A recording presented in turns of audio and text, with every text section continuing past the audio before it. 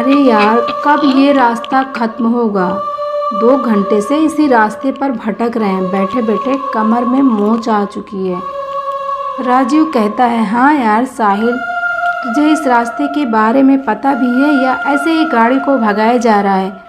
साहिल कहता है, पता नहीं यार, दिन में तो ये रास्ता जल्दी कट जाता है, न जाने इस वक्त ऐसा क्या हो रहा है। और वैसे भी मैं रात में कभी इस रास्ते से सफ़र नहीं किया हूँ।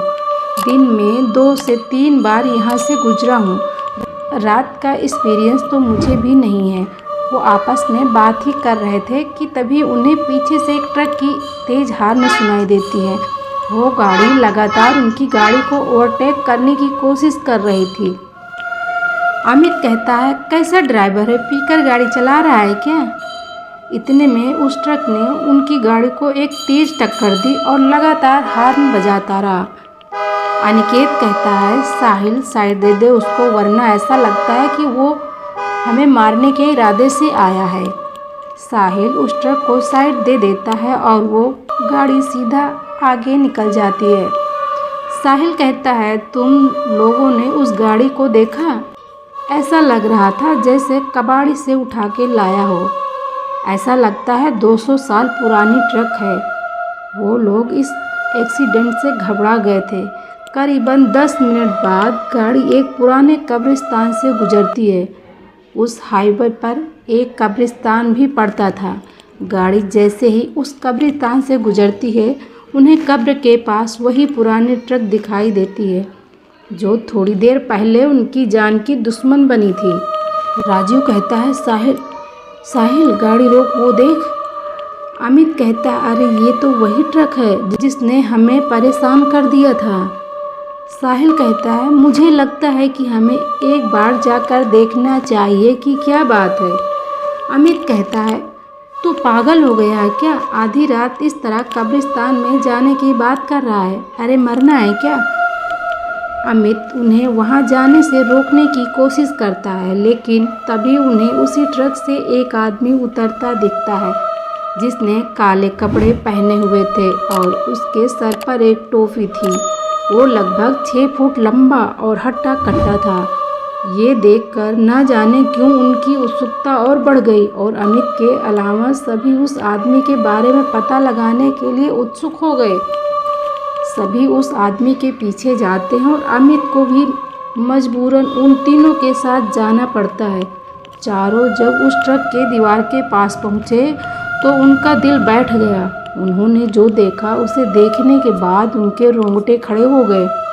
उन्होंने देखा कि एक ट्रक ड्राइवर कब्र खोद लाशों को निकाला और उसे बेरहमी से खाए जा रहा था। वो जिस्म के हर एक अंग को निकालकर गंदी तरह से खाया जा रहा था। अनिकेत कहता है, भाई ये कौन सा राक्षस है, निकलो यहाँ से जल्दी। घबराहट में सब वहाँ से एक साथ भागे, लेकिन अमित इतना डरा था कि वो हिल भी नहीं पाया। कदमों की आवाज़ सुनकर उस नरभक्षी को पता चल गया कि कोई उस पर नज़र रख रहा है। वो जैसे ही पीछे पलटा, उसे वो 3 लड़के भागते और एक वहाँ खड़ा दिखा। वो नरभक्षी अमित के करीब पहुँचा। नरभक्षी ने सीधा अमित के गले पर वार किया और एक ही वार में अमित की दर्दनाक चीख निकली और इसके साथ ही अमित की वहीं मौत हो गई। वहाँ तीनों तेजी से गाड़ी की तरफ भागने लगे और गाड़ी के पास पहुँचे और गाड़ी में बैठ गए।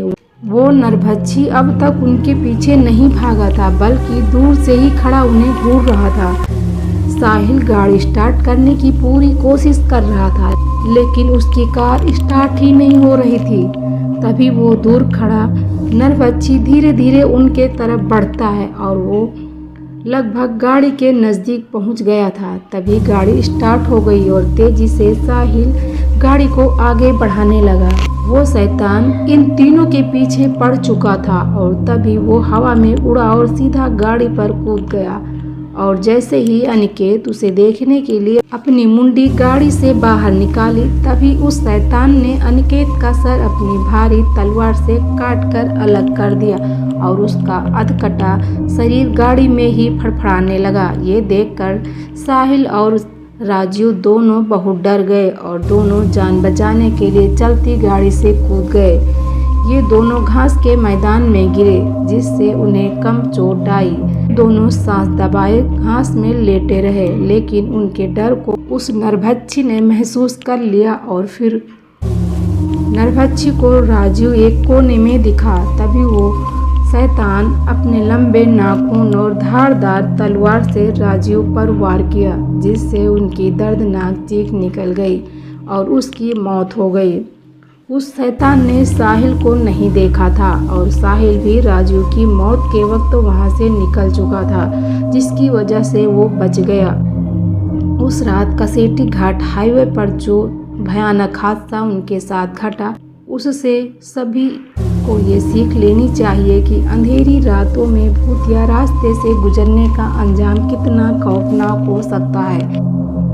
कहते हैं उस भूतिया सड़क के रास्ते में कोई नरभक्षी है जो हर रात 12 से 3 बजे के बीच अपने पुराने खतरनाक ट्रक से अपने शिकार का पीछा करता है और उसे मारकर कब्रिस्तान में दफन कर देता है और अगली रात उसे कब्र से निकालकर उसके जिस्म के टुकड़ों को खाता है, जिससे वो अमर रह सके।